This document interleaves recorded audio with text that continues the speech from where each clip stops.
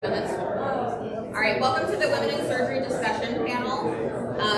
We will use formal titles this morning, really emphasizing our titles, but understanding that we are all peers in this room. So my name is Dr. Totten. I'm a minimally invasive foregut surgeon and abdominal reconstructive surgeon at the University of Kentucky. And my co-moderator and I have worked to really gather a panel of incredible female surgeons from varying backgrounds, specialties, practice locations, in order to have a really wide discussion today about the different aspects of women in surgery. And I really encourage everyone in this room to kind of listen in on what will be a discussion of the benefits, the roadblocks, and all of the different ways that we can support our colleagues and our trainees, as now greater than 50% of all trainees are women in the general surgery realm. So there are no relevant financial disclosures for anyone on the panel, and we'll save questions at the end, as this will be an open discussion. It's now my pleasure to really introduce my co-moderator. All right, Dr. Tessa London-Bounds. She's a cardiothoracic surgeon at the University of Kentucky, and she is the U.S. U.S. section of ICS thoracic chair.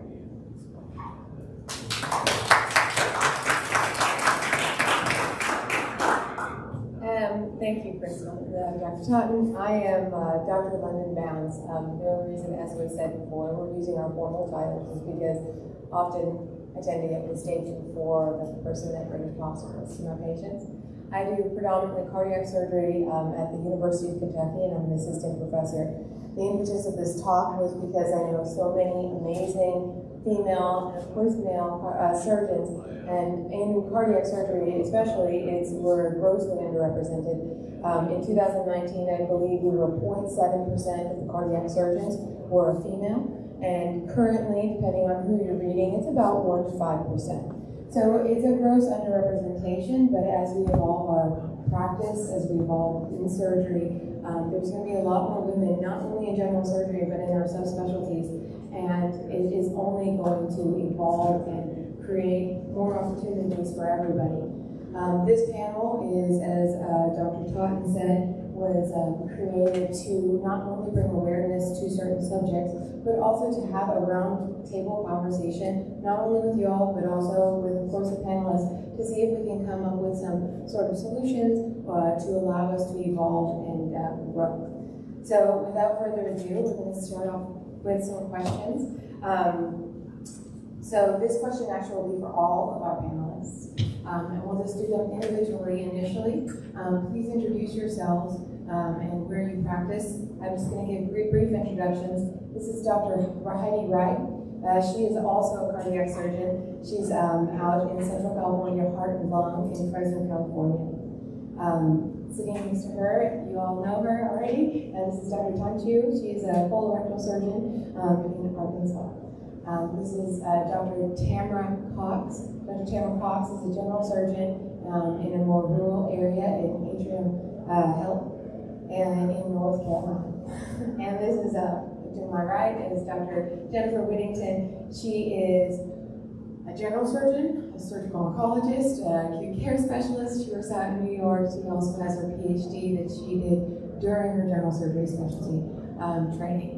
So without further ado, the first question that we'd like to discuss is, what was your biggest barrier to your career choice?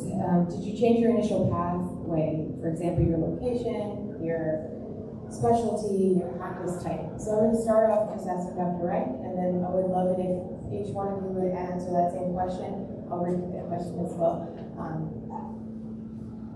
So I would say for me as a young woman interested in adult cardiac surgery fairly early on in my general surgery training, the biggest barrier that I faced was that everyone but me had very strong negative opinions about that choice. And it wasn't until I was a PGY3 that I actually had the opportunity to meet a female adult cardiac surgeon for the first time. And really what helped me to overcome that challenge when I was constantly told, this is not a good field for women, are you sure that's really what you want to do? Isn't there something else where you think you could be happy? And really what got me through all of that outside negativity, which predominantly came from outside of my specialty, was really, really solid mentorship and support from the cardiac surgeons that I was working with, who had actually never trained a woman, but I never went away. I was always there wanting to help them, including very interested. And so thankfully through their mentorship and support, I was able to see the sun through the clouds and to stay focused on what I was really called to do.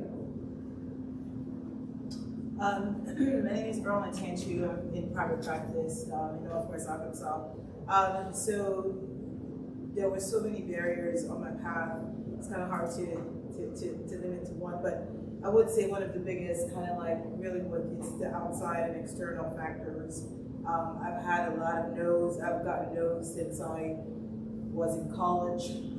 So I remember my first interview with my dean in medical school, and the first thing she asked me was, what do you want to do? And I said surgery, and she chuckled and she laughed. And I say she because it was a she. And I think that's the first, that kind of left such an impression on me, that she right away just didn't believe me because I just wasn't able to do that. So there's been always sort of like this negative, no, you can't do it, no, you can't do it. And I used to tell her, I came to medical school to become a surgeon. Really, if there was a surgery school, I would go there, and I wouldn't have to go through this. But yeah, there was a lot of external factors, just kind of, putting in some of that projection is what I would say.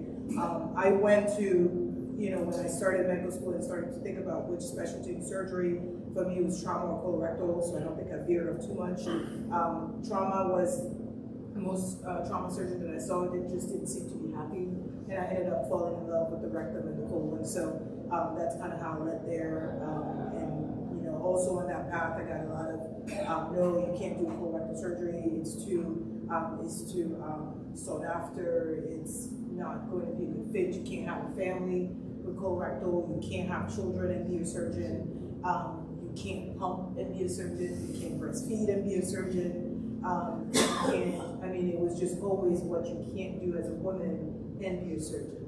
And I just found that that's, not the case. And I just had a really strong faith that got me through, and I really, really had on my shoulder husband that's been supportive.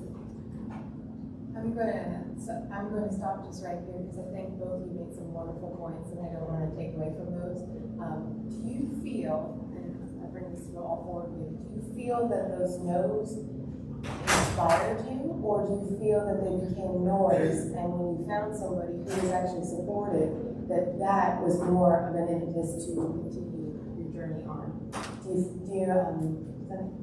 It makes sense. I think that the no's made me angry. Okay. And I don't know if you would quote that as inspirational, because it made me angry and annoyed because it was based on my gender and my race.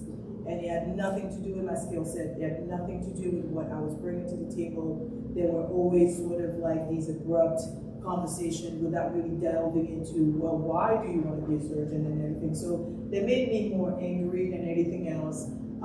And they may have turned into noise, but they became expectations. I didn't get a lot of mentors on my path because I got a lot of no's. I think my first mentor was when I was a fellow. That's the first time that I finally met someone that felt like you are going to go far.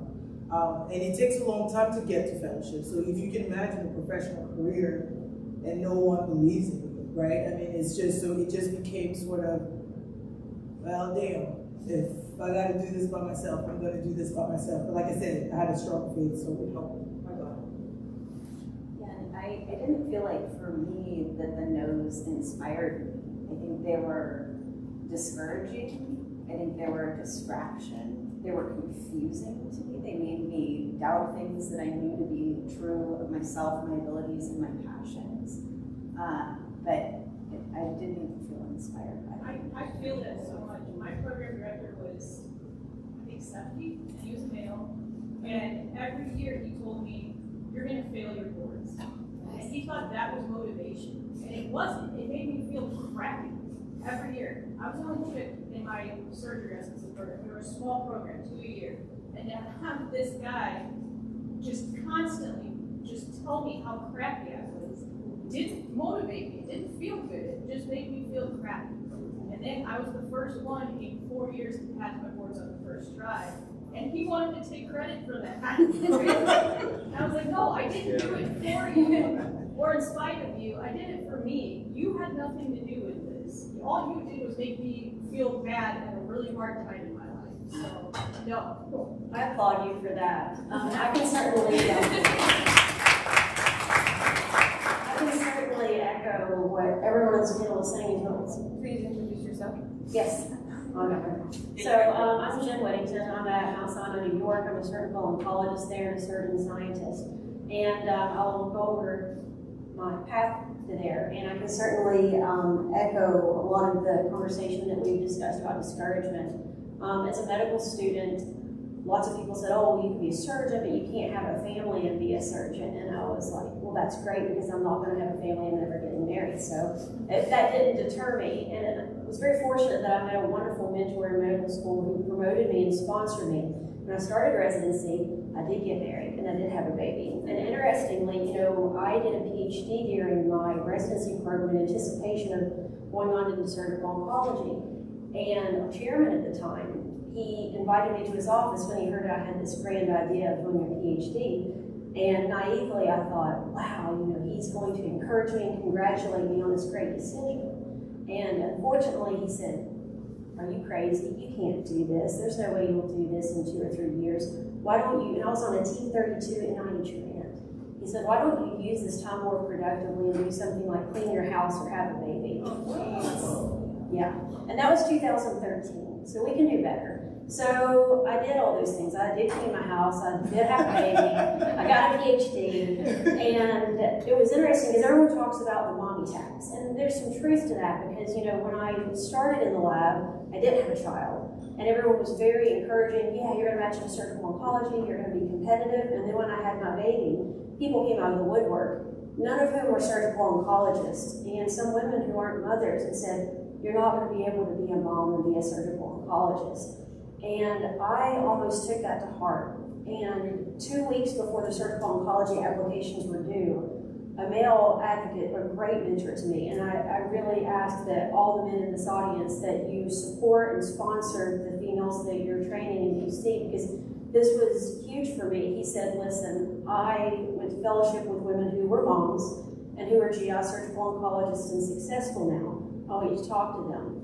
And if you talk to them and still decide you don't want to be a surgical oncologist because of this discouragement that you've received, I'll leave you alone. But if you don't at least take the time to talk to them, then you're a sellout. And I was like, that's right. So I talked to them, I put in my application, and the same people who discouraged me said, you're not going to match, you need to have a backup plan. Well, I matched my first choice in Memorial Sloan Kettering.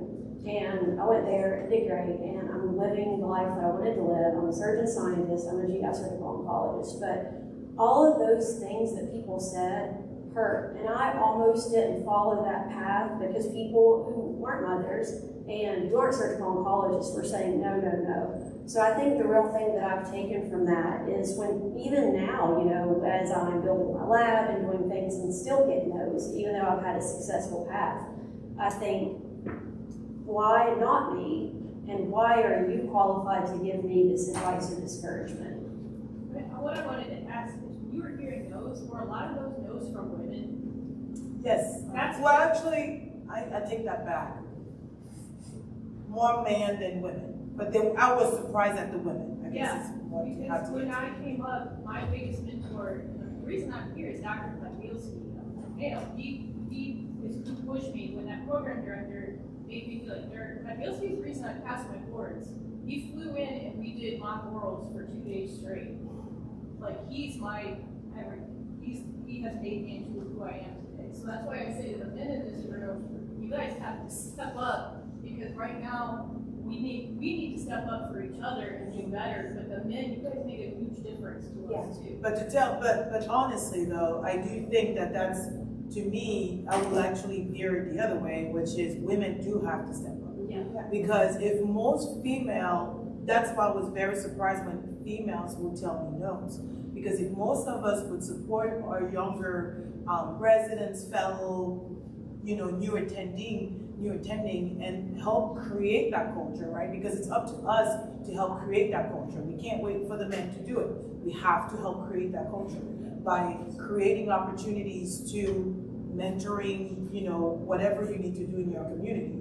But I think that that's really the key in this process, is for us to help each other, to communicate, to converse, to understand that your experience is pretty similar than mine. How do I make it so that this person that's coming up does not go through that? I think that that's key, and I didn't know to start. I think that I'm going to echo all of what you're saying, because I think it's really important that we start changing that dialogue. It's about women and men, and right now, as I mentioned the statistics, women tend to be very underrepresented in surgery, in specialties, in general surgery, all of us, and so men need to support because there are more men in surgery. I was going to say, the people who currently have been in practice for 30 years who can bestow that experience are men. We're the new generation. Of course, we'll grow into that.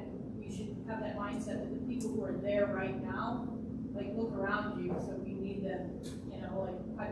I just bring up this. He's been practicing for, I'm not going to put a name on that, he's going to be mad at me. But him and his comrades, they're out of that group where it was only all men, so that's why we need them. But yes, we absolutely need to grow into that role. Absolutely, and we've got some questions as we progress throughout the thing of kind of what can you do as an upstander, bystander, what can you do as a mentor, irregardless of gender, that I think will help also give some examples for that. Jen, can we pass it on to you? Oh, I'm sorry, not Jen. Dr. Cox? Dr. Cox. Dr. Cox, would you give us a biggest barrier for your career choice or change your path? And please introduce yourself. My name is Dr. Tamera Cox. I'm a general surgeon in Shelby, North Carolina, with Atrium General Surgery Cleveland. We have a practice of 6 partners. I'm the site-based medical director for that practice. And I convinced the women to be an infectious disease doctor. I was going to move to a location, kind of an equatorial location, and treat infectious diseases. Rotated on surgery and went, this is amazing. And at great support medical school, did have lots of trouble on the interview trail, got into residency, and then I floundered.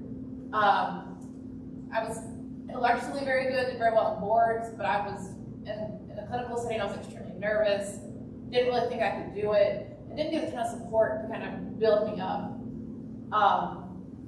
And so I actually had to do an extra clinical years in training. And what really made the difference was about my 3rd or 4th year, there was a pediatric surgeon who let me struggle and told me I could do it. We also rotated another hospital in the community, and then a general surgeon there who honestly wasn't very good. And didn't make great clinical decisions and did really odd things in the OR. And I realized if he could be a general surgeon, then I could be a general surgeon. Which is, and once I got over that roadblock, I mean, it was like day and night. Like suddenly attendings went from you can't operate to leave me alone in the OR. I mean, it was unreal. And when I went into practice, I remember I did a huge colon case, and my senior partner, who's in his mid-60s and has fantastic hands, is a very gifted surgeon. We walked out and he said, Tamera, you have great hands. Like, I'm just amazed by how good your hands are. I was sort of been told that she had mittens in the OR. I was like, wait. And so I think, as part of how to overcome that, I think all the no's I got and all the, are you sure you want to be a general surgeon? Maybe you should look into breast surgery. Not very nice breast surgery, for one thing. I knew what I wanted to do. I was like, this is what I want to do. I think I'm very capable of doing it. And people did say, you can teach people to operate. We know that you've got the clinical skills, you've got the acumen. You just got to figure this out. You got to get over this roadblock. I mean, I think things that could have helped is maybe more kind of just coaching. The chair of the department actually brought me in his office and talked to me like monthly and like had me work on various exercises that seemed kind of silly at the time, but they really helped. And I think just that buy-in I got from that other guy who said, I don't know what people are talking about. You're fine. This is ridiculous. Like, you're going to be okay. Really made all the difference. And those were men. I think I would agree. A lot of the women were kind of like, you can't do this. I think we may have made a wrong decision. And then when I did do well and did fine at the end, they said, hey, look, we pushed you. Look how good you are. It's all thanks to us. And maybe, you know, those no's and those struggles made me a better surgeon and made me who I am today. But it definitely was rough there for a while. And I agree, I have a fantastic husband who was very supportive and said, whatever you want to do, I'm here for you. You now have a title up. Which is and now your title is? Oh, and now I'm medical director for the practice. I mean, I'm talking about, you know, it's worked out great. I know the mentor a lot of people that come on. Great. So we're going to transition a little bit and sort of talk about once you're, you know, in residency and in your career, really, how do you manage your work-life balance? What is sort of the village that you have created around you to achieve all of your goals, be it, you know, getting through residency, fellowship, having a family if that's a choice, kind of going through that. So, and then what are kind of like the top, you know, 2 tips and tricks that you can give the audience? And in saying that, I want to make sure that we do clarify family and babies are not always people babies. Okay, so fur babies are definitely counted. I'll start. I have a wife who's a surgeon. I have 3 dogs. I have a on-call dog walker who is like my au pair for my children. So, and in-laws that live close for, you know, appliance deliveries, all the rest of those things, yard workers, maids. So that is my village. So your village can be any number of things. What's your village? Oh, golly. So I've had a very circuitous path as well. I have 6 children. 2 I have 4 stepchildren and 2 kiddos, and we are all one big Brady Bunch. I have a dog, I have a cat. I used to have 2 llamas, but that's another story. And we have horses. I have intermittent babysitters, and my parents, who lived overseas for 40 plus years, actually moved up the street to me in Lexington, Kentucky once I had my baby, which was a godsend, because I wouldn't be able to do it without them, their emotional support as well as their physical support. And so I kind of piecemeal it, and we go day by day. I do not have as much control over my village as probably the rest of these guys do. So I'm a single parent to an amazing daughter. As I mentioned earlier, I'm a surgical oncologist, doing primarily GI and hepatobiliary surgical oncology and a surgeon scientist. And wasn't a single mom by choice. You know, I started my fellowship at Sloan Kettering as a partnered woman having a child, and life happens. You know, you go to meetings and people say, look at my supportive family, and they show these beautiful pictures. Well, I had that at the beginning of fellowship, and fellowship's tough, and I went through a divorce and became a single parent. And I think supporting female colleagues through life changes is huge. I would like to say that I got the support that I needed during fellowship. Financially, you don't make a lot of money as a fellow, especially living in New York. So, and Sloan Kettering is a tough fellowship. I mean, we work well over 80 hours, and I needed childcare, so I hired an au pair who's been with me for 6 years now. She and her sister have gone back and forth to Mexico, and their family visits our family, and they've become part of my family. So when my village fell apart, I rebuilt my village. And I think that's really powerful. So, I mean, at one point during fellowship, I was actually delivering groceries on nights and weekends to pay for childcare. And in the United States, that shouldn't happen to anybody. And I think as program directors and people that are in, you can subsidize childcare, there are better ways to do this. Fortunately, financially, that became more easy once I became an attending, and I was able to hire 2 au pairs. And I run a tight ship. I mean, my day starts at 4 a.m. I take care of myself and I work out. I get all of my daughter's things together. My au pairs take turns doing things.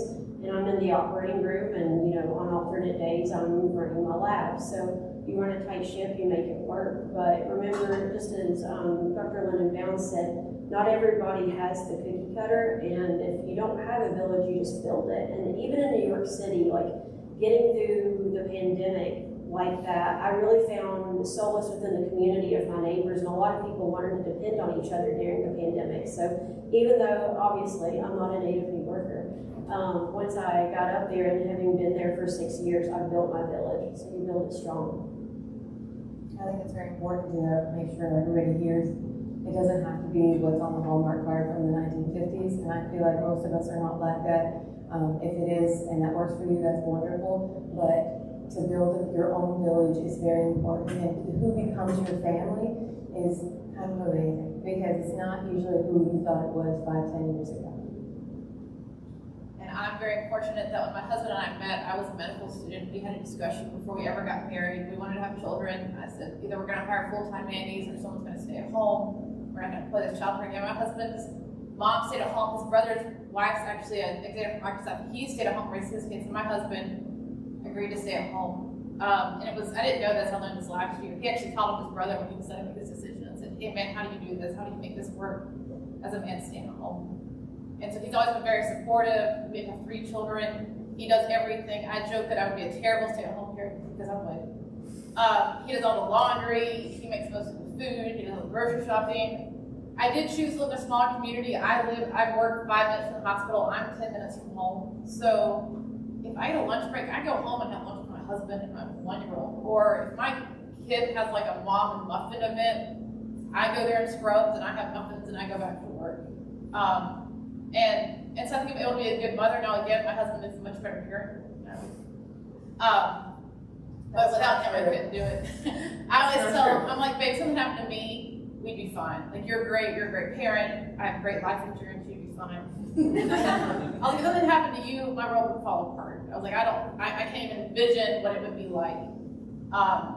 And we also have very strong faith, and I think that helps him a lot. It's hard to be a man who stays at home. I think a lot of people agree that in this society, and he just takes it in stride. He just does it. And my parents live nearby as well, which helps. They give him a break. And he has a good friend who he's also a stay-at-home dad, and they golf together and meet up. So he has that support as well, which is huge. Yeah, very similar to you. My husband, we met in medical school, and he's a stay-at-home dad. It wasn't an easy decision for us to make, but it's the decision that ended up working for us. He's absolutely fantastic. We have 3 kids, including a set of twins, which is a different challenge. But it would have been easier to get the cats and the dogs. But you know, he really is a cornerstone. I do try to make dinner. You know, my goal is 34 nights a week, because I have mommy guilt, right? I mean, I just have mommy guilt, so I do try to diversify dinner. Dinner is my time spending with them, so I do value that. Because for my kids, putting like pork steak in the air fryer, making it makes them think I'm the best cook in the world. So when I have tough days and I'm like exhausted, I put it there, they sit there, we talk, and they spend all the day with their dad. But that 1 hour or 1.5 that they spend with me, they seem to think that it's the best thing ever. So, you know, if I just have to be extra tired, that's just what I do for that. But, you know, that's kind of what works for us. He stays home and takes care of the rest of the stuff. I wish you did the laundry. And for me, I had never woken up a day in my life wanting to have children or a family. And that was very much a separate decision from my inclination to be a cardiac surgeon. I very much felt like if I wanted to do that, I would find a way to reconcile those things and find a solution. I just still to this day haven't woken up and felt like that was something I would be good at or want to do.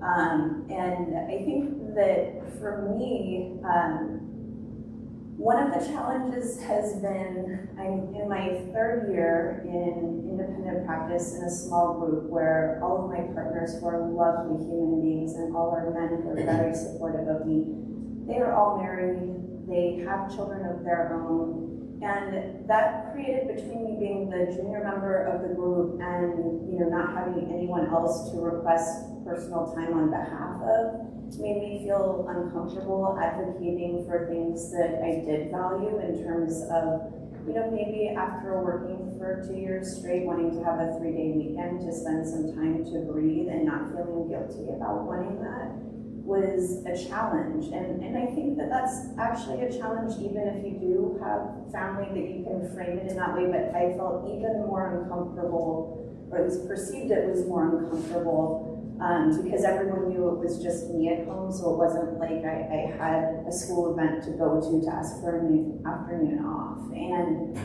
I reconciled that, which is really dealing with my own guilt more than anything else, by really just sending out a time off request that, for me, it doesn't need to be a particular weekend, but when you're working on the call schedule for next month, just depending on what works for everyone else, can you give me some 3-day weekend that I'm going to go do whatever I feel like I want to do with? And no one needs to know what I'm doing with it. But really being flexible, because I realize I have the greatest freedom and flexibility because of how I've chosen to live my life, to really kind of use that as something to feel like I am giving more than I am taking, and I feel comfortable also giving myself a weekend a month that I'm going to go play with my dogs on the beach, because that brings me immense joy and helps me to be a better surgeon when I get back after them. Sorry, Eric Bellinger, Cambridge, Mass, up here in the back. Okay, go ahead. I have some wonderful advice from a very wise colleague who once, actually I heard her telling medical students at a surgery interest group, and she looked at them and she said, anything that you can pay somebody else to do it. Preach. And you know, this goes for men and women. I find, you know, having trained in an era before the 80-hour work week, going through medical school and residency, seeing my male colleagues, because they were mostly male, being divorced, never seeing their kids. They miss their kids as much as anybody. And one thing I love about the current generation coming up is men and women, trainees, have better expectations. They all want to spend time with their families or their loved ones. And there are a lot of lessons that we can take from being women and being the ones that everybody expects. Oh, you must want to spend time with your family. Oh, you must want to breastfeed. Oh, you must blah, blah, blah. You know what? We can take a lot of lessons from us women and how we manage our lives and our time with our loved ones and apply it to all trainees and be sensitive to that. So if, you know, you can't pay somebody to have a date night with your partner, right? You can't pay somebody to be there for that 15-minute classroom presentation for your second grader, right? You can pay somebody to clean the house. You can pay somebody to do whatever, so do it. The second thing on the previous note that I wanted to say about all the no's, one important no, I remember after I made the decision to go into surgery as a medical student, my boyfriend at the time, who had moved to Vermont and was in ironically enough, a psychology PhD program, told me, he said, I don't think surgery is a good thing for your personality. I don't think it's going to bring out the best things in you.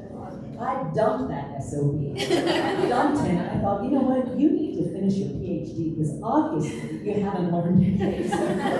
So, you know, you need to have a partner who thinks that what you do is really cool.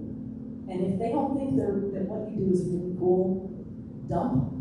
Dump them and move on, because whether you're a man or a woman, one of the most important people in your life is going to be your partner. And as my partner says, the difference between done and almost done is still measured in hours.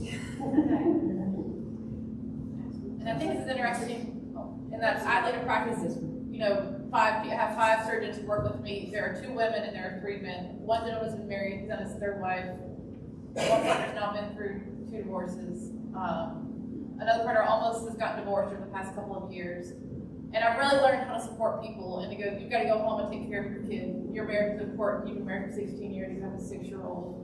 And we're able to do that, to support each other. My other partners go through marital problems. Initially, her husband would not take care of her children at all. She had to have a nanny on call when she was on backup call. She had to come in. And so I tell my partners, look, you know, I know what she's doing is hard to process, but this is what she's going through right now. And I think that as women, I think my male partners had no clue. Like and I'm not saying that all men are like that, but I think a lot of people just don't, men and women just don't think about that. And it's something to be cognizant of, is that usually when people are doing weird things at work, things aren't good at home. Like, there's something going on. And I think that's a huge I'm so glad you talked about the childless guilt. I haven't taken a vacation in over 2 years. My partner's 74, he has kids and grandkids, and he was doing solo call for a couple years before they hired me. So it's the 2 of us, it's 50-50 call. I'm on call every Monday, Tuesday, Wednesday, Thursday till 7s, and every other Friday, Saturday, Sunday. And I feel too guilty to take a vacation because he hasn't covered me, and then I don't have kids, and he has all these things that he wants to do that he didn't get to do for a long time. It's just me and my husband and our dogs, and I feel like a jerk being like, well, you know, we just want to go sit on the beach, you know, and it's hard to take up that space. Please don't. As a surgeon that has children, do not feel guilty. If I didn't have them, I would still take the vacation. I have them and I still take the vacation. I say that in essence because I think that as women, that concept of work-life balance works differently for us than most of the men, because I think it's an elusive concept that's been created by someone because it's not really true. I think that every day, that scale tips one way versus the other. But I think that it goes down to prioritizing what's important. And what's important to you is different than what's important to me. It's different than what's important to you. And understanding that it's okay for what's important to me to look differently than what's important to you. I think a lot of people that end up getting divorced is because they miss the prioritizing in their life of what's important to them. I know plenty of surgeons that got divorced because they actually don't want to go home. They work like dogs because they don't want to go home. They don't like their houses, and they don't necessarily want to hang out with their kids, right? Versus me, I love my children, but I've understood and I've learned that if I don't get the 2 to 3 day weekend by myself with no one, no husband, no children, then I cannot be good enough for either one of them or for any area of my life. So there are days that I usually qualify them as good Ingrid days, right? My middle name is Ingrid. But those days are like the days that I really focus on myself. I work out, I eat very well. Those are the days that I go shopping because that's what brings me joy.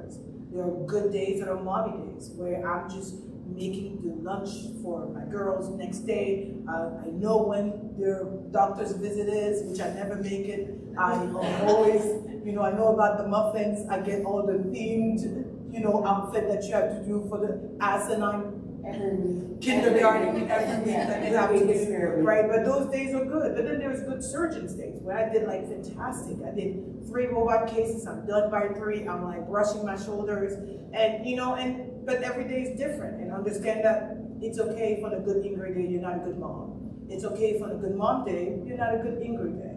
But there has to be a balance, and that balance is about you and what's important to you. So take the vacation. We all envy you. That is what no one is telling you. We envy you. Living vicariously through your vacation. Absolutely. I would like to speak to that if I have been. As if I'm vascular surgeon. Hershey, Pennsylvania, sweetest place on earth. So to speak to what Dr. Andrew said, I was actually a resident. And we had some really strong women chief residents and senior residents in my program. And I told Dr. Tenchu and Dr. Elme, who was also Dr. Tenchu's co-resident. Both of them were like mentors to me, and both of them were women. And Dr. Elme had 2 kids while she was in residency, and I really look up to her. So speaking to her point, most of our surgical research is also based on a lot of airlines research. The flight industry has done a lot of research when they come up with things and protocols for flights, for all the aircrafts and everything. The biggest research is on the oxygen. When there's decreased oxygen in the flight, the masks fall out. And the first thing they tell you is to put the mask on yourself, and then the child next to you. So this speaks out to burnout as well, is when you're talking about family time, yes, you have a partner, yes, you have a child. Yourself is the most important thing in family time. So you do not have to feel guilty, because if you are fine, your partner is happy, your kids are happy, and guess what? Your senior partner at work is also going to be happy. So one should not feel guilty on taking time off for yourself. You're just working for your patients. If you are healthy and happy, the patients are going to be for you. Thank you. So next question, thank you, that was great. That was a great conversation, very inspiring to me too, because as I said, my village sometimes is a little shaky. So we're going to kind of change courses a little bit. This kind of goes back to what we were initially talking about. How do you deal with any microaggressions when they occur? And what do you notice is the difference between intent and impact?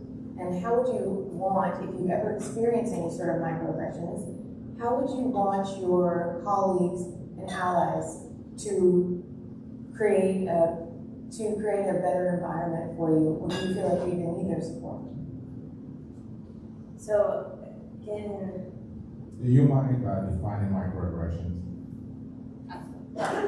You're going to give us the expert right here. So a microaggression, it can be anything from a slight comment based on race, gender, ethnicity.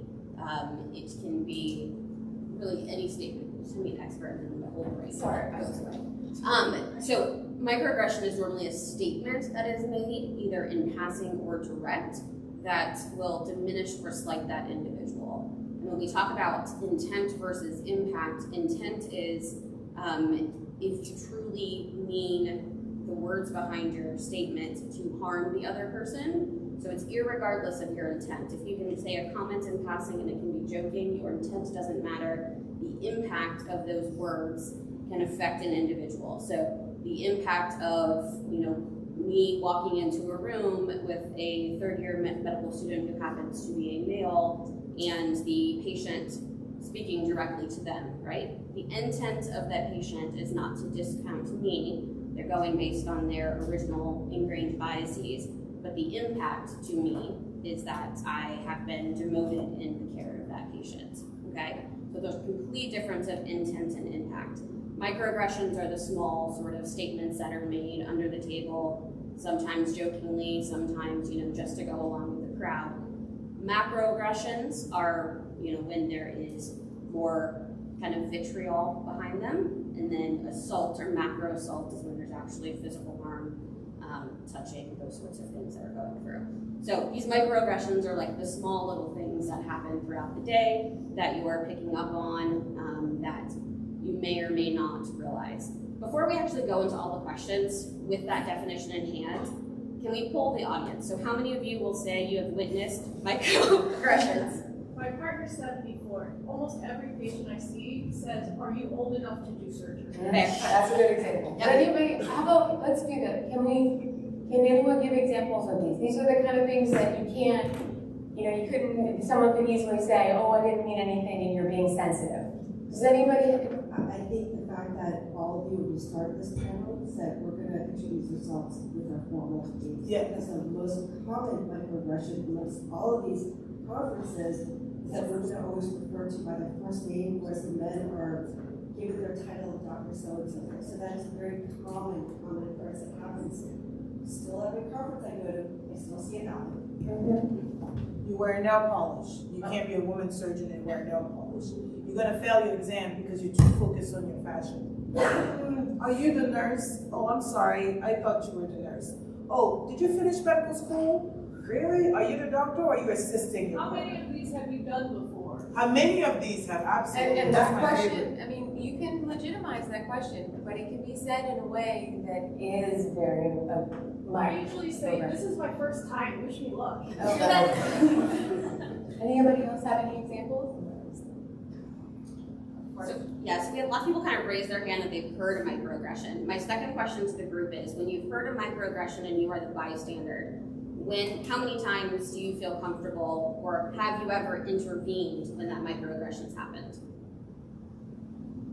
What do you feel like your responsibility is to your colleagues in that time? Men, women, anybody? So your patient interaction is the commonest one.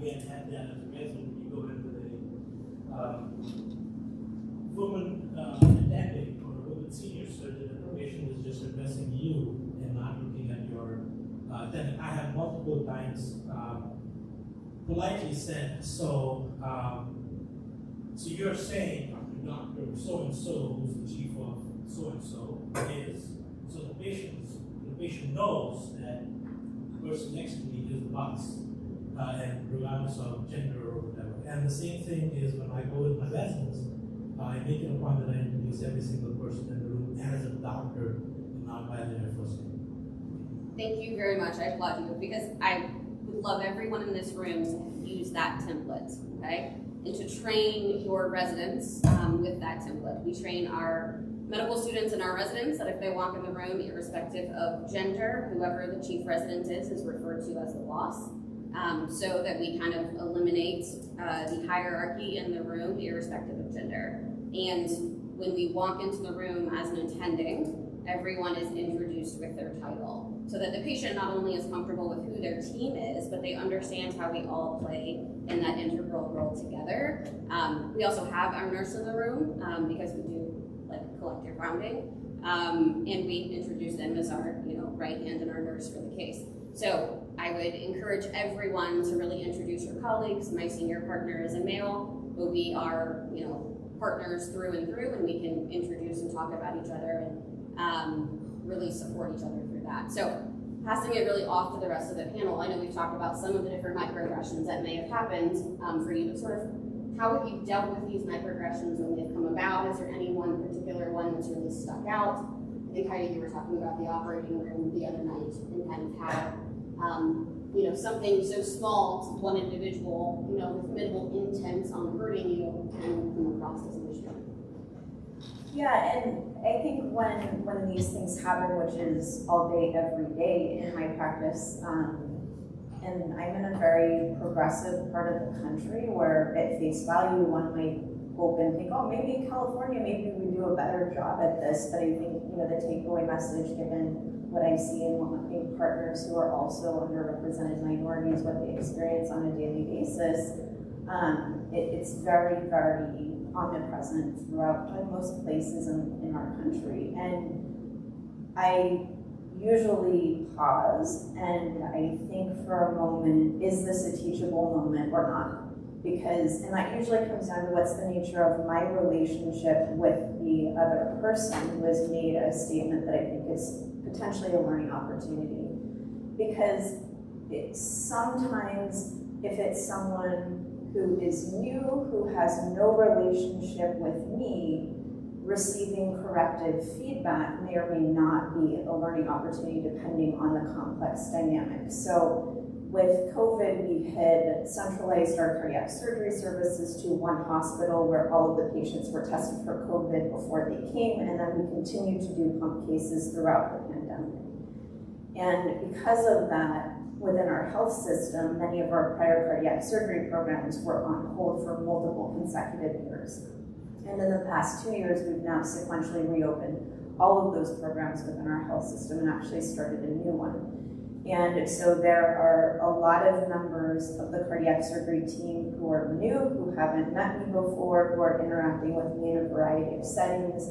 And in that situation, I am speaking up every time with every one of them, even when I don't have a relationship with them yet, because I think as we reopen our programs, it's really important from the beginning to create a culture where whether it's something I'm experiencing or someone else is experiencing, where we work together as a team to really ensure that we all do better.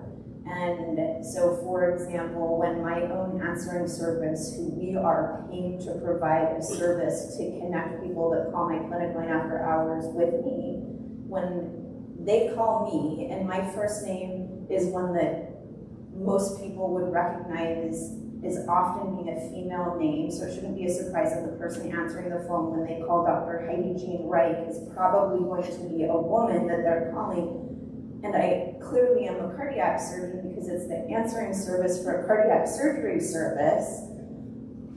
When they call me and I answer the phone and they clearly don't understand that I am a surgeon and they are interacting with me without invitation to do so using my first name, I stop them as soon as that occurs because it's really problematic, and there really isn't any context in which I'm going to tolerate that from a service that I'm paying to perform a professional service for me. And so every time I tell them, I'm just going to ask you from this moment onwards to refer to me as Dr. Wright, both when you're speaking to me and when you're speaking to the people calling, asking to be connected with me, not because I want to be difficult with you, but because this is a professional answering service, and that's the expectation. I would imagine that's the respect that you give my male partners.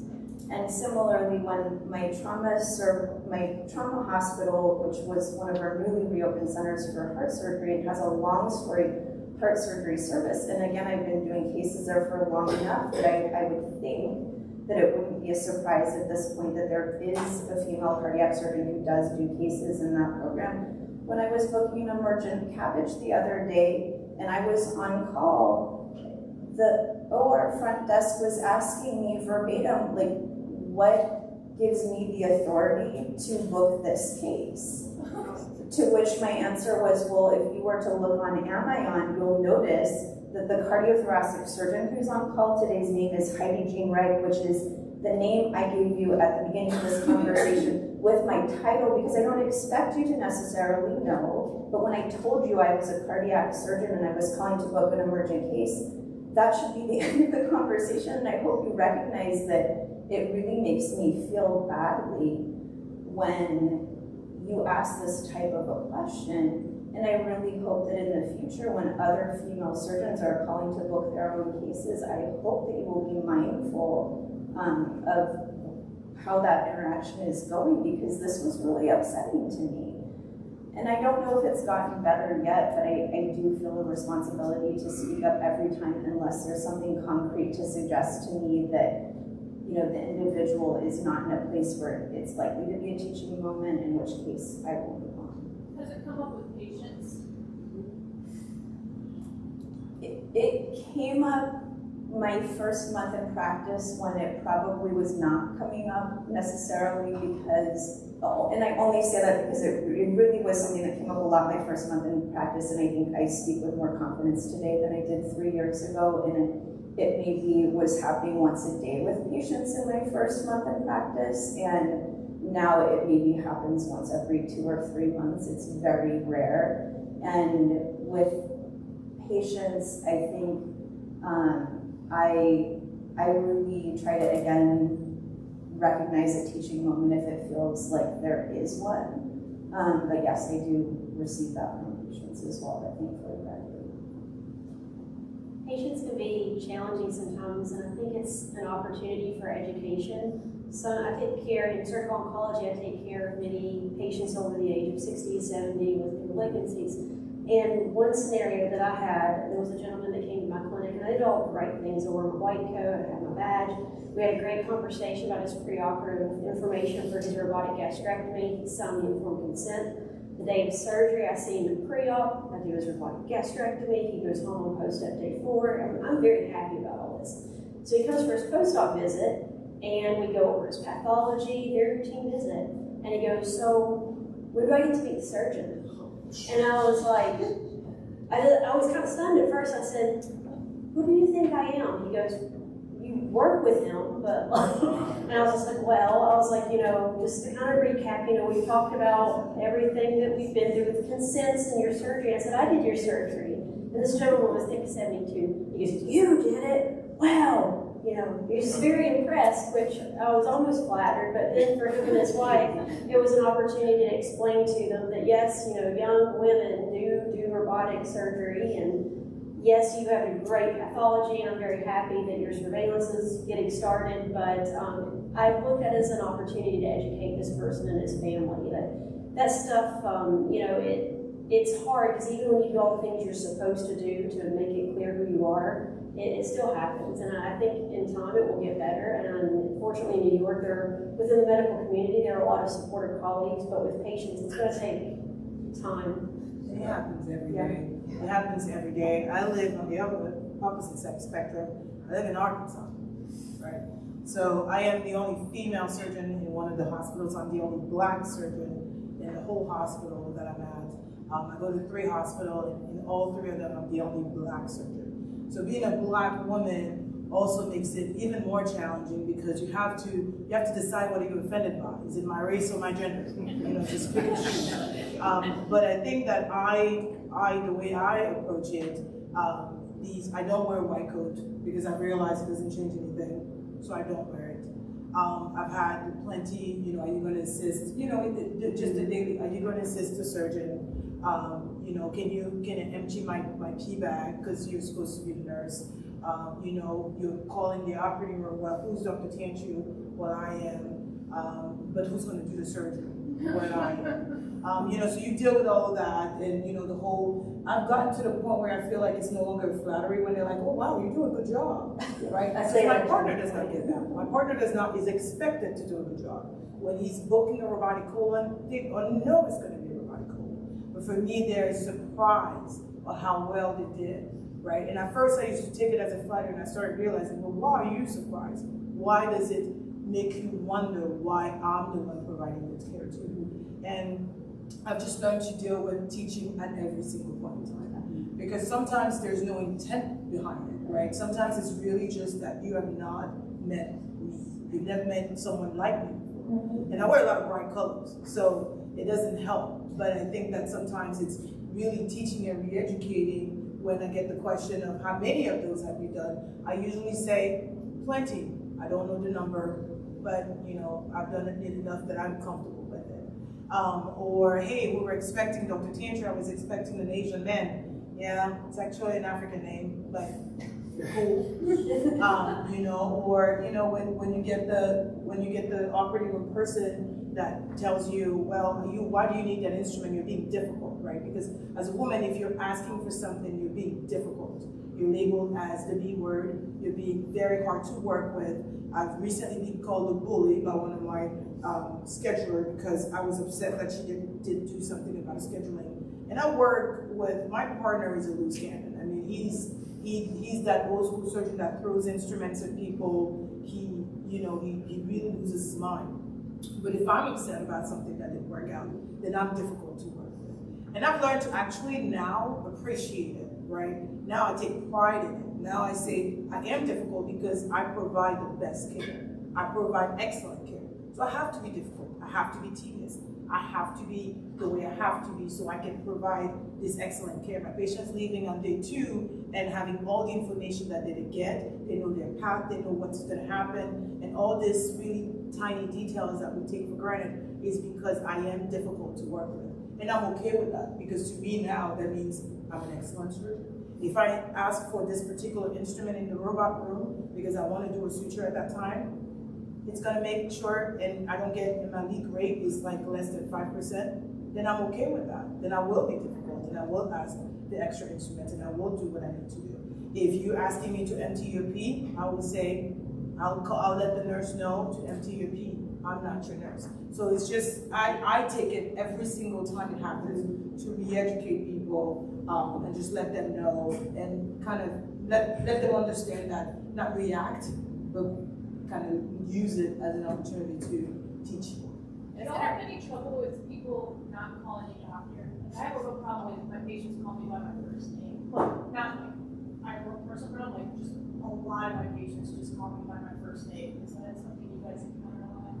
I corrected immediately because I also have learners in the room. So it's part of like paving the path for the people that are coming behind you.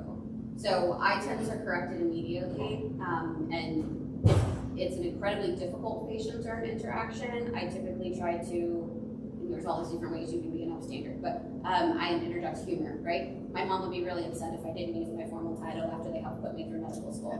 Do you know what I mean? So I sort of like flip it that way and kind of inject a little humor. If it's not the time or place for that, I say, respectfully, please call me Dr. Totten, as I would refer to my resident as Dr. X.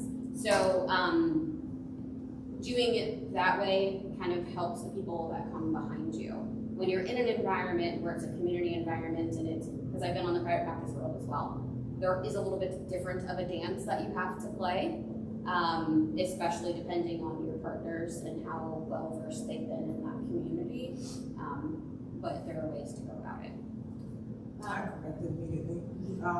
And I corrected mostly because of my partner, because I live in a very white male world. So if I let that go the one time, it's going to be easily a sliding slippery slope. So I immediately say it's Dr. Tantra or Dr. T. Everybody calls me Dr. T is what I usually tell them. Or I've been asked, what's your first name? And I say it's Doctor. You don't get to know my first name. I'm never gonna, because I address everyone as Miss or Mr. So that's also my way to be respectful to the patient. So I find that when you start addressing people by their first name, as a female, they automatically want to address you as your first name. So that's why I always start Mr. So-and-so, Miss So-and-so. And they say, call me this. I'm like, no, I'll call you Miss, because I'm Dr. T. So that's how I try to keep that relationship. I think it's right in my instance, I am, the medical director for my practice. I get all the complaining behind people's backs. So, for example, I will say that in the OR, to be a woman, it's a weird game. You gotta know people's families, their favorite colors, and you have to be really polite, but at the same time, you have to be very direct, or they think that you don't know what you're doing. And I've learned to walk that line pretty well because I did stuff from residencies. So they called me Fireball when I came in. So like, you know when, you know what you want, get it done. But you're very polite about it. And so I had no problem. But I have partners that battle it. They have huge problems. And have to go, y'all, they're taking care of patients. It's kind of like I have one partner who's leading our breast program. She's doing a fantastic job. We're almost accredited as a breast surgery program in a small hospital. It's very impressive. And she wanted to hold more tumor boards. And so the pathologist calls me and is really angry because she wants to have more tumor boards. He says, why is she doing this? We can't do this. This isn't acceptable. I'm going to talk to my boss. And I was like, yes, talk to your boss. Tell your boss that we want to get better care of our patients and have more tumor boards and see what he says. And I went and talked to her and I said, you know, he's calling about this is stupid. Keep doing what you're doing the right thing. But I encounter it all the time. So I think as leaders, you got to back up your partners. And there are times where you're like, oh, that's kind of weird. But you have to back them up. I had someone who was covering and was doing a lap appy, and someone in the OR reported her to nursing, and it went up the nursing stage, and no one talked to me, and I was irate. I mean, I sent an email to the chief nurse, said, no, this is my practice. You talk to surgeons about if you don't agree with what they're doing, and handle that way. And I talked to her and said, this is the nurse that said, what happened, tell me what happened, and went from there. But you got to back up folks. And I also have rules, someone says behind my back and doesn't talk to me, they never said it. If you don't say it in my face, it was never said, because it's just not worth dealing about it. But. So piggybacking on sort of that discussion point, so in what ways have you really like adjusted or kind of changed your personality or reactions to the environment as a woman surgeon or as you progress throughout your career to either battle these microaggressions or, you know, play nice to get more things done? How many ways, or maybe you haven't changed your personality at all? Can you give us some examples of how you go about your day? I've not changed my personality, well, I actually think I've gotten a little worse with time because I think that I've gotten to a point where it's 2023, y'all. I mean, just get it, let it go. You know what I mean? So I think that for me, I've actually gotten more. I have learned though that you catch more honey. What's the saying? More fun. Yeah, basically you have to be sweeter. Sometimes I think that being sweet will lend you a little further, whether you're a man or a woman actually, especially in the operating room. I find that it's gotten a little bit easier for me to handle the operating room just because most of these women, the advantage that we have as women that sometimes we don't realize is that we are, we pay attention to details that male don't necessarily pay attention to. No offense, that's just it. But so that means, by that I mean, if I meet my nurse Heidi, I know that she has a daughter graduating in high school. So if I get her started on her daughter graduating in high school, and in the same breath I tell her, let's make my turn over quick, Heidi, it gives her motivation, right? Because she feels that I valued her and I address her and I care about her. So it makes her work from a little bit of a better place versus my partner, who she knows is just business. So if she wants to take a break, she's going to take a break. And I've kind of seen that play a little bit as to really being personable with people. It really kind of goes a long way. And I'm actually using that more now as a weapon because I think that that's my weapon as a woman now, is the fact that I pay a little bit more attention to some of these details. When there's a baby shower, I get a gift. When there's like someone being pregnant, I comment on that. These little things that, you know, I think as a resident female, I used to think that that's actually the reverse, right? You don't want to be too nice because if you're too nice, then they're not going to respect you.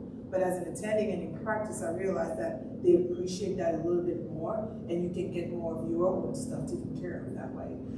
As far as like being stern, that really hasn't changed for me. And like I said, I've just gotten really close to that. And I think it makes your job better too. I think male, woman, if you and your OR function as a family, I mean, my OR, they routinely have like parties, like in the OR lounge. And we like give $5 to some charity and we all sit around and eat tacos together.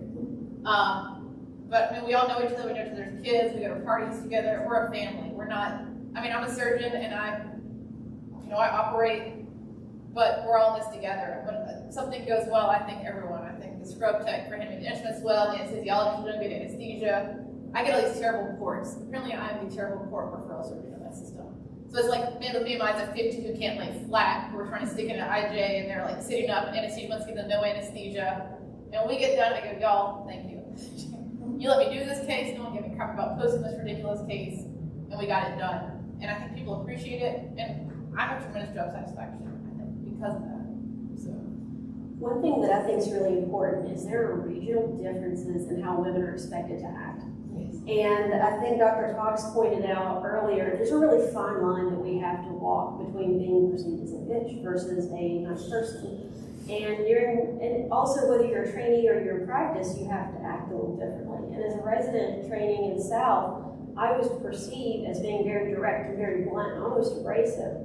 And then when I got to New York for my fellowship, it's like, oh, you're so cute, listen to your accent. And it took me like a good 5 or 6 months to realize that you have to carry yourself a little differently up there. It's just different. And in a trainee, like a very big center, and then transitioning to my practice, I realized I had to bring back those soft skills in practice. And New York's very saturated, and you've got to hustle to build your practice. And especially when you're new and you're not from the area. And I was very open-minded to doing the breadth of general surgery to show that I'm a good surgeon, and then start getting surgical oncology referrals. And I got creative, and I brought back my authentic self. And again, a soft topic, and I won't go too much on it, but I grew up hunting and fishing. So I grew up in eastern Kentucky. And I took a bunch of our private practice medical oncologists and GI doctors upstate to go ski shooting, and they had a lovely time. It was a good networking event, and they started referring me patients, and when they had good outcomes, they kept referring. So learning those soft skills and learning how to like play nice in the sandbox is important, but there's certainly regional differences in how you're supposed to act, and you have to kind of walk that fine line to be successful. I think that's, go ahead. Well, and this was something that I can maybe speak to because I've done it very poorly in the past. It's really been a struggle for me. I'm a very, very private person. And so for me to learn how to share myself, which initially I was like, well, I don't have any kids to talk about, so what am I going to talk about? Like, people don't want to hear about like what I did over the weekend. Like, and you know, I had to really learn how to be authentic to who I am and what my life actually is, and to share with myself in a way where the team felt like they got to see a little piece and know a little piece of who I am. It got a lot easier when I adopted 2 really, really cute dogs, because I could talk about my dogs all day, every day, and they have very exciting dog lives while I'm doing heart surgery. So, you know, that I didn't adopt my dogs to create something comfortable for me to discuss in the OR. But as soon as I had them, I recognized that that really was an opportunity for the team to feel like they understood a special piece of who I was outside of the operating room, and really took that and ran with it. That historically, that was surely something that had held me back, because I didn't feel like people had a right to know what was going on in my personal life, and I felt very, very uncomfortable sharing a part of myself. And so I very mindfully created a life that reflected what I enjoyed and what I wanted to do. But I mean, you better believe my team knows every vegetable that is growing in my garden right now. And they know every social activity my dogs have planned for the next 3 months. And that has been comfortable for me, but they don't know what my favorite color is.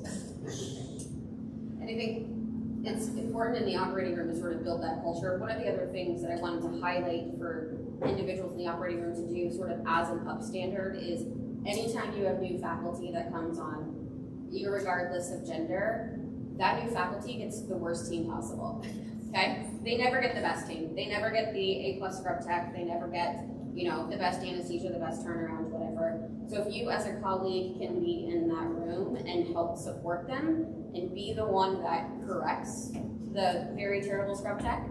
We have a brand new hire that came in, and she was operating, and one of her male partners who I adored, thankfully was the one who was, you know, telling the scrub tech they were doing it wrong.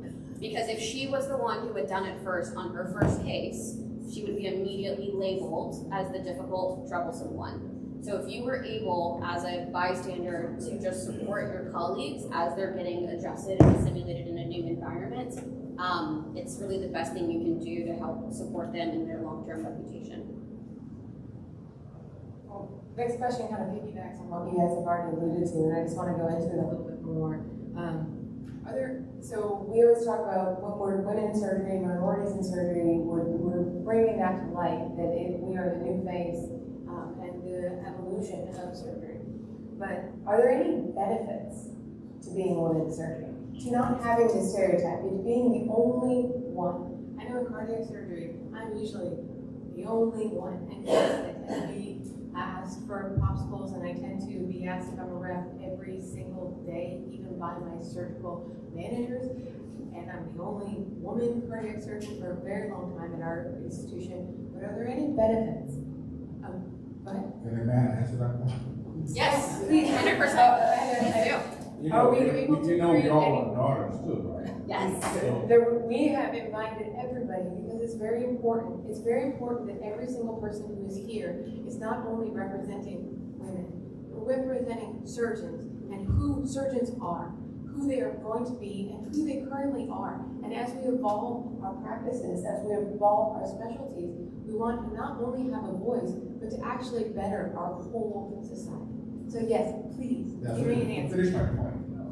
We all are fathers, and most of us have daughters, and we do think that women are the ambassadors, in surgery. I personally, I'm a coach. I'm a surgeon, but I took up on coaching because I felt like becoming a denominator on all the things I had a hard time with when I was a young surgeon was not having any knowledge. So I totally believe that we are just a bunch of minds walking around. We're just wearing different colors, different gender, different body parts. And that's it. Because I've seen those brilliant surgeons that are women. So what's the difference? So if you really think about it, we've just been in this scarcity mentality all along, not realizing that what's available to us is infinite, including women. Imagine if all women were doing surgeries in the 1950s and stuff as well. Where would we be, like now? So we need to stop this scarcity mentality. What's available to us is infinite. It have no boundary, no top, no bottom, no left, no right. So letting some group of people not be part of something is scarcity mentality. Period. That's all there is. And I think once you get the knowledge, it's game over. And I see you guys on here, I couldn't wait. I mean, I wish I can have videos I can show my students and residents and even my mentees on what you guys feel about this. Because to me, the common denominator is not having an understanding what life is about. Life is not about certain group of people does this. Life is about we're all here together to harness this mind that we all have, which is unbelievable. And it doesn't matter who's wearing it.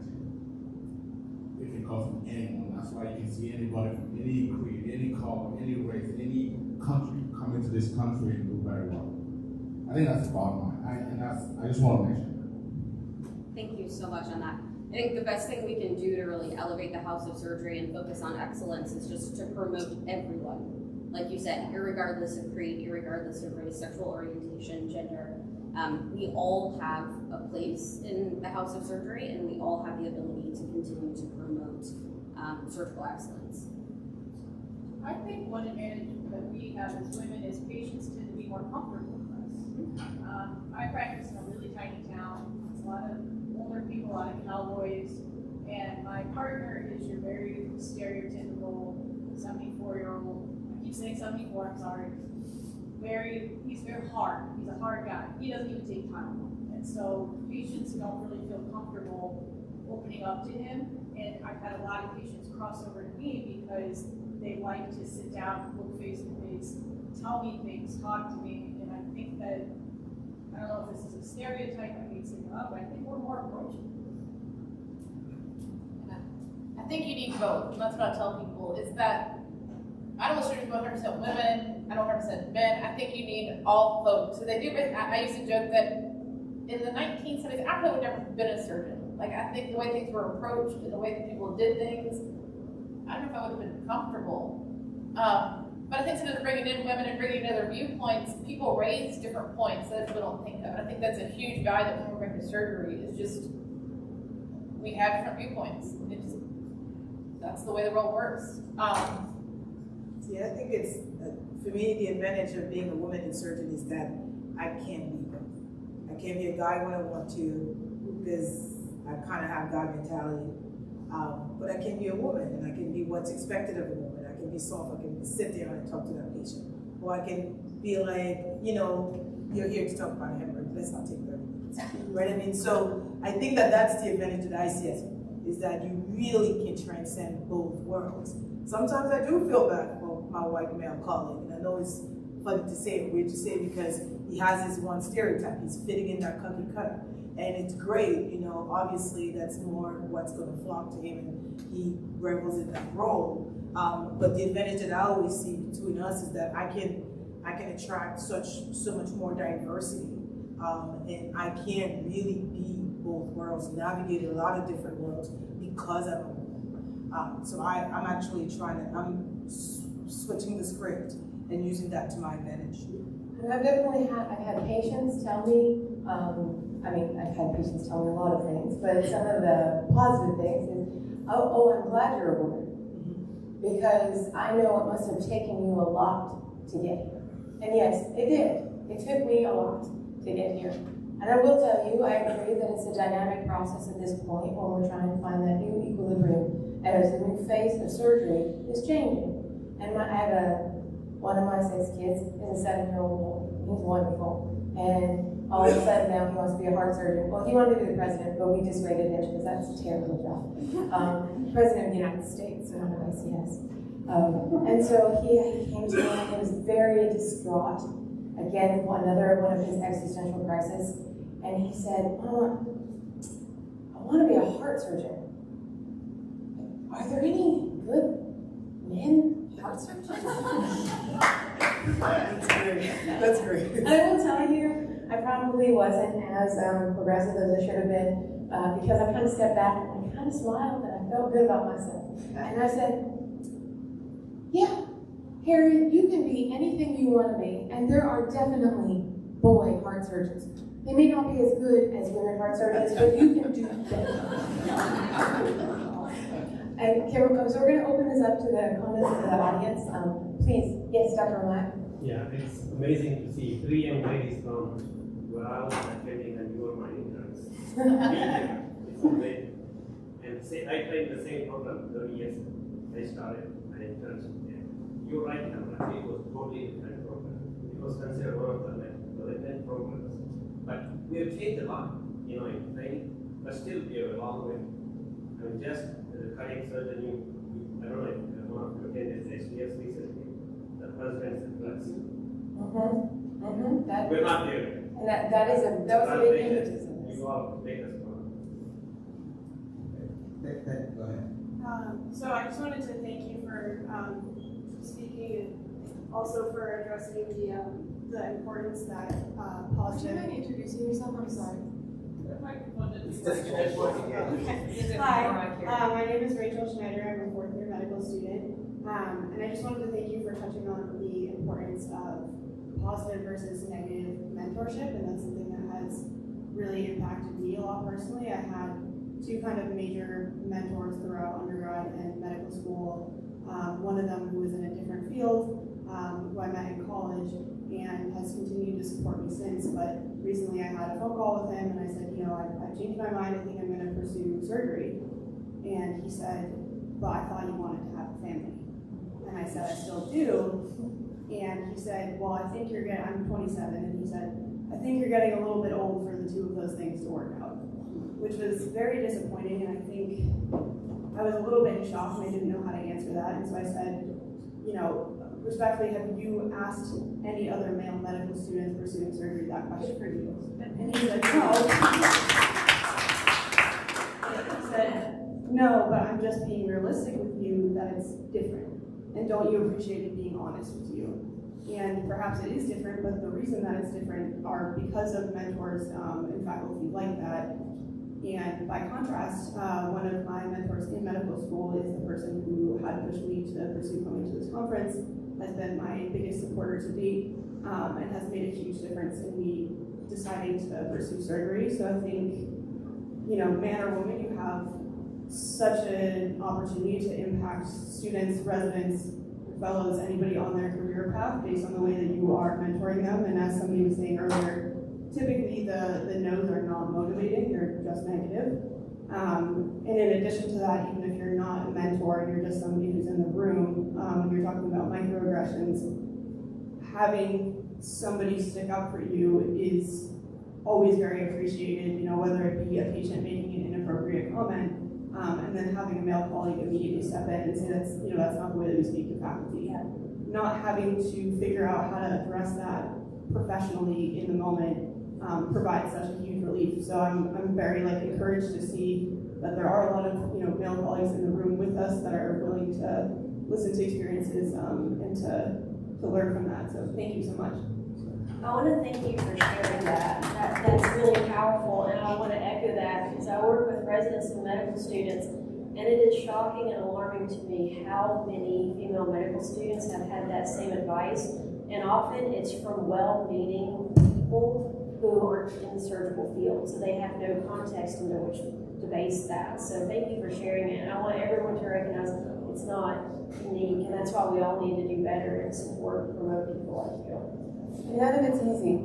I will tell you that. I went into cardiac surgery. I went into medical school kind of thinking I wanted to be an orthopedic surgeon. That quickly was gone. Then I wanted to do trauma, and I did residency wanting to be a trauma surgeon. My 4th year residency, I applied to trauma surgery. All my mentors who I've had have been very instrumental in getting me where I am, and the vast majority of them have been men, and they're wonderful. I didn't know any female cardiac surgeons who have had kids, who've been divorced, who have any similarities to me until I was doing a super fellowship at a different institution in Washington University, and I just happened to walk by somebody's office who kind of looked like me in that she was a girl under 40.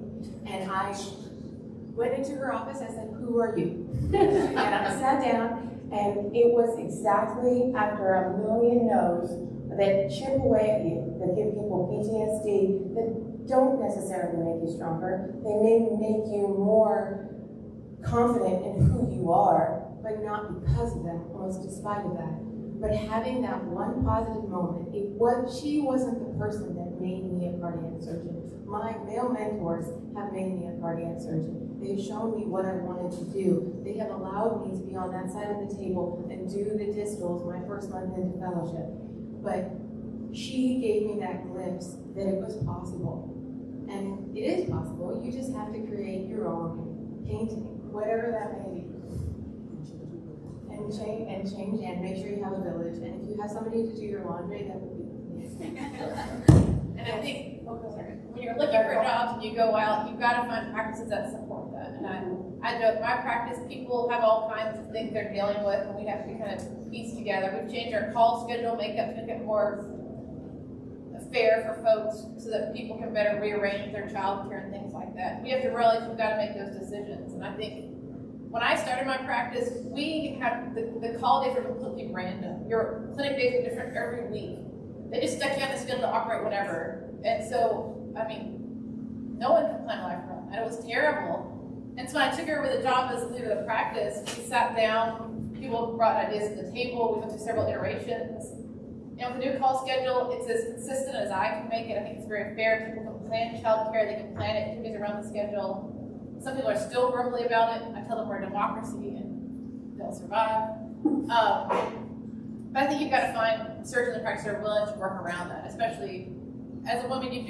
The studies show women do most of the housework, women do most of the child. It just is what it is in our society.